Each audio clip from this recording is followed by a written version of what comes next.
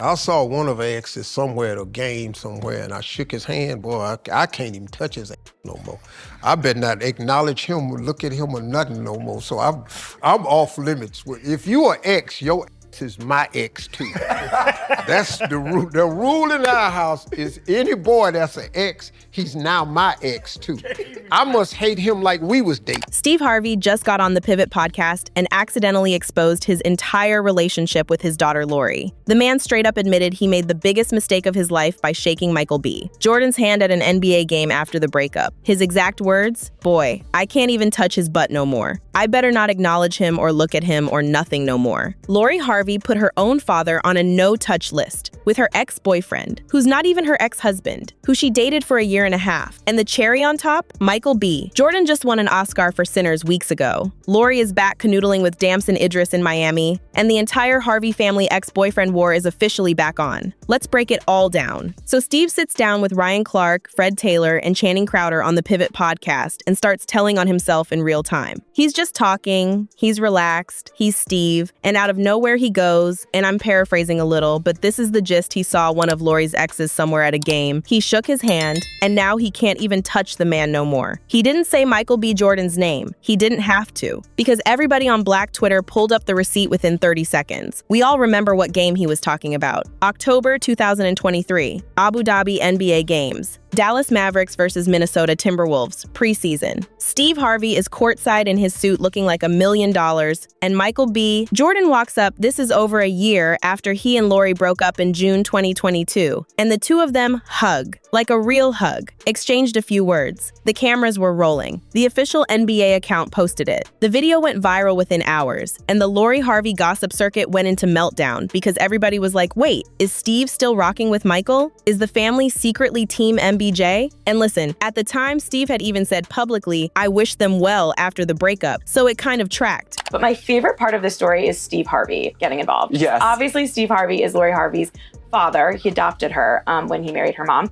And his quote was, "People break up all the time. I just wish I could have broken up without the cost factor. I got to start learning from my children. Get out early. I waited too late." Meaning this is his third marriage that he's on right now. So he's like jealous that his daughter didn't get married and just had a normal breakup. And he said, "I'm Team Lori. As long as everyone can be peaceful and be friends, I ain't heard nobody say they busted no windows or nothing." He seemed cool with it, but Lori, apparently she was not cool with it. Per Steve's own confession on Pivot, that one little courtside hug got him benched from acknowledging this man for the rest of eternity. Can you imagine being a 67-year-old, Emmy-winning, Family Feud hosting, daytime television king superstar, and your 29-year-old daughter is telling you who you can and cannot wave at? Steve Harvey, in his own house, not allowed to look at Michael B. Jordan. I said, boy, it's no chance of me okaying no stuff like this. Now, what he don't know is his ride to the prom is already taken care of. Because my driver taking y'all to the prom. And my security gonna ride in the front seat. She gonna be in the car, she gonna be back house. Right. I said, are we clear about that? She's home. He said, yeah. Mr. Harvey says, anything else you need me to know? I said, yeah, just one thing, man. I said, just know this. Whatever you do to her, I'm gonna do to you. The disrespect. Lori's running that family like it's a Fortune 500 board, and Dad signed an NDA on the way in. And see, this whole thing is funny on the surface, but it tells you everything about how Lori operates. Because once you start mapping out her dating history, the pattern jumps out. Memphis Depay, the soccer player engaged in 2017, called off in 2018. Trey Songz, rumored. Justin Combs, Diddy's son, rumored. Diddy. Yes, that Diddy, before all the federal stuff hit. And there is a paparazzi photo from years ago of Lori with her arm around Diddy at dinner with Steve sitting right there. Steve had to look at his daughter draped on his old industry friend and pretend to enjoy his pasta. Then there was Lewis Hamilton rumors, Future, Michael B. Jordan from November 2020 to June 2022, and now Damson Idris round 2. The girl has a roster. I almost got married very young. And so I think after that, it made me be like, okay, I felt like I hadn't really experienced anything. I didn't really know myself. I didn't really know what I liked, what I didn't like. I just feel like I hadn't really experienced life.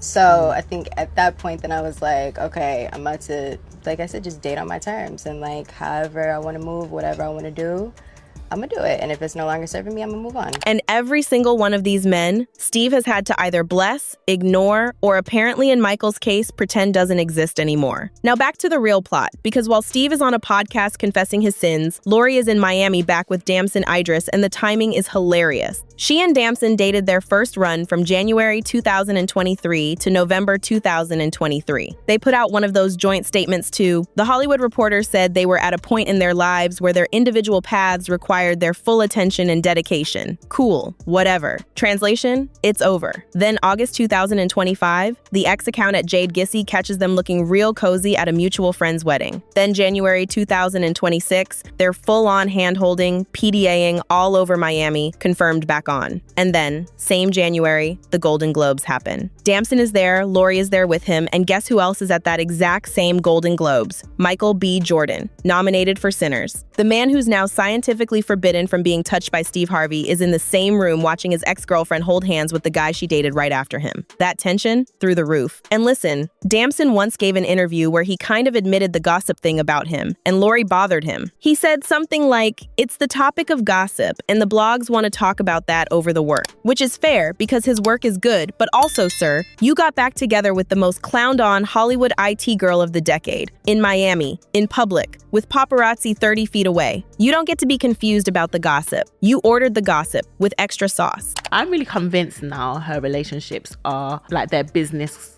contracts. They're not actually relationships anymore. Why do you think that? I have never seen anything like it, and I know people like to say on Twitter, oh, she's just dating, which I do think she is. However, the caliber of men, and it's not even just the caliber, because there's other people in the dating within the caliber that date like that, but every guy post her with so much pride. Because in my head, let's say if I was a guy and I managed to date Lori Harvey, I would just think, let's just keep it low key, and then if it gets to the engagement stage, then let's post. Then there's Michael B. Jordan over here, just living. The man told GQ after the breakup that he was heartbroken. I go back and forth between wanting partnership and then not knowing what's the best partner for me. And the worst part is the loneliness that comes with that. I think there's a loneliness that I have. Like, bringing them into my world, what I got going on isn't easy. And it's not just I love you, you love me. That should be enough, right? The responsibility that you have and is isolating,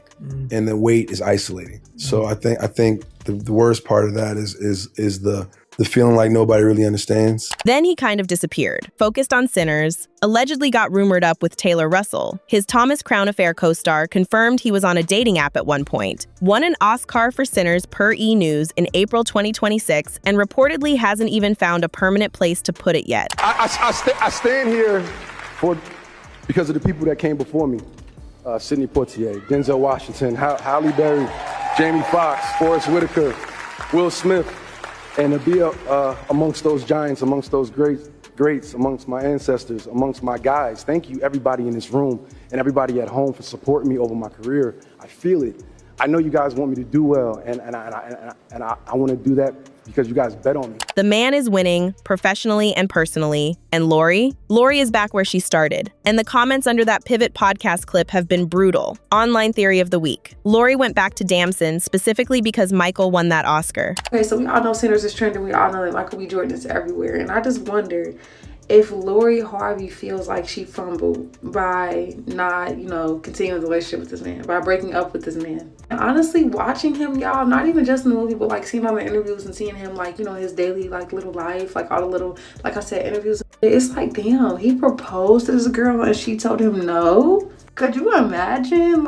People are saying Michael was for the image, Damson was for the comfort, and now Damson is for the jealousy. Lipstick Alley has been having full debates about it. There's a viral comment that said Steve out here treating Michael like an ex-employee he can't acknowledge in public. And that one made me cackle for real. Another one said Lori has dad on the no-fly list with her own ex. And the one that took me out, somebody said Steve probably has to text Lori at NBA Games like permission to make eye contact with Section 112. The other layer here is Marjorie Harvey, Lori's mom and Steve's wife. Allegedly, Marjorie has been Team Damson this whole time. Lori herself said in an interview a while back that her parents were Team Damson. So basically, Steve's whole household ganged up on Michael B. Jordan after the breakup, and Steve was the only one who slipped up at one preseason game in Abu Dhabi over 2 years ago, and now he has to pay for it on a podcast in 2026. The Harvey family has a longer memory than the IRS. They will remember a courtside hug in 2023 like it happened yesterday. And the deeper thing nobody's saying out loud, Steve Harvey has built his entire late career brand on giving relationship advice to grown women. I want them out of my life. Really, I do. I just want them to marry a couple of rich dudes and get out daddy's pocket.